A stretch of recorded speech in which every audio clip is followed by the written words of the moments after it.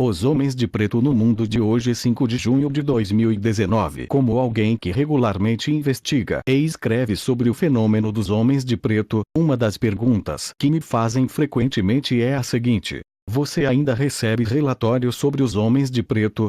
A resposta curta é sim. E, muito. Não há dúvida de que, no mundo da ufologia, o fenômeno MIB estava no auge dos anos 50 aos 70.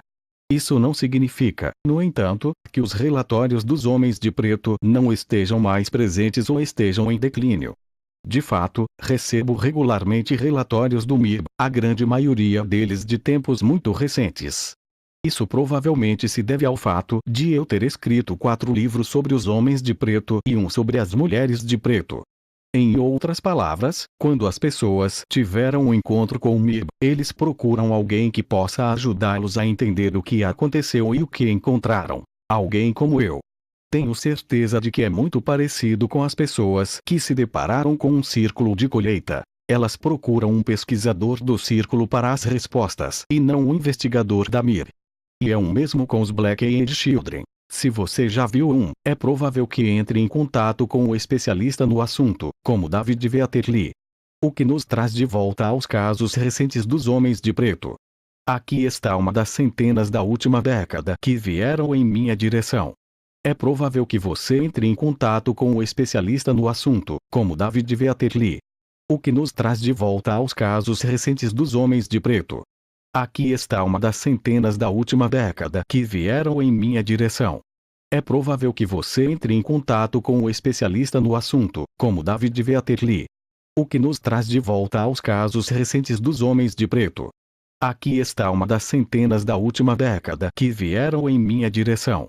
Em fevereiro de 2016, um inglês chamado Leon entrou em contato comigo e disse: eu comprei seu livro The Real Men in Black da Amazon há algum tempo e gostaria de compartilhar um evento que aconteceu comigo em 2011. Isso foi antes de eu ter lido o livro. Ouviu falar sobre o MIB tipo alienígena mais sinistra que você descreveu, mas tinha ouvido falar do governo GM em recolher relatórios UFO de testemunhas. Aqui está a minha experiência, pode não ser nada relevante, mas achei muito interessante. Leon continuou. Era final de julho ou início de agosto e eu estava de férias em Weymouth. Isso foi dias antes dos tumultos de Londres daquele ano, ficando com meus pais em um alojamento alugado em Vipead Drive. O quarto em que eu estava tinha uma bela vista da Baía e Sheffield Beach, você podia ver Portland à distância. Como a vista era agradável e o tempo estava quente, eu sempre deixava a janela aberta para o ar e para admirar a vista.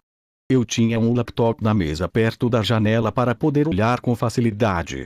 Uma noite, continuei sentindo a estranha sensação de estar sendo observada. Olhava pela janela e não via nada de bom. O sol começava a desvanecer-se nesse ponto. Eu imaginava que era meio-dia das 17 às 17, mas você ainda pode ver a estrada e a praia facilmente.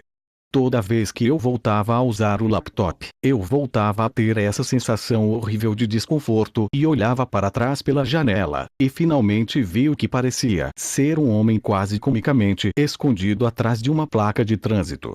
Ele estava de pé, de modo que metade do seu rosto era visível do lado da placa, mas a outra metade obscurecida, as pernas visíveis sob o sinal, no entanto. O homem estava a uns 200 metros da minha janela, mas eu percebi que ele estava usando um terno escuro completo, o que era muito estranho, considerando que era um verão quente e todo mundo por perto estava vestindo shorts e camisetas. Ele também usava um chapéu preto, acho que ou um chapéu fedora ou um chapéu coco, mas era difícil distinguir a forma exata à distância. Ele não parecia estar olhando para mim, mas em linha reta pela estrada, de costas para Portland, de modo que estava de frente para Weymouth. Eu o observei por alguns bons minutos e ele ficou completamente imóvel, olhando para frente. A coisa estranha era que nenhum dos carros passando parecia retardar a todos quando passaram por ele. Nesse momento, corri para outra sala para pegar alguns binóculos, voltei para o quarto e ele havia sumido. Eu só poderia ter ficado fora por 30, 60 segundos no máximo e sua posição seria difícil de fugir, a menos que ele saltasse para o porto ou entrasse em um carro. No entanto, o fluxo de tráfego significava que seria muito difícil conseguir um carro. parar, pegá-lo e começar de novo sem causar buzinas de outros motoristas. Como eu disse, não poderia ser nada digno de nota, mas depois de ler o seu livro e ouvir vários programas de rádio onde os Men in Black foram discutidos, parece muito semelhante a um desses eventos. Obrigado pela leitura, Leo. Sem dúvida, relatos de encontros modernos da MIB continuarão a chegar até mim.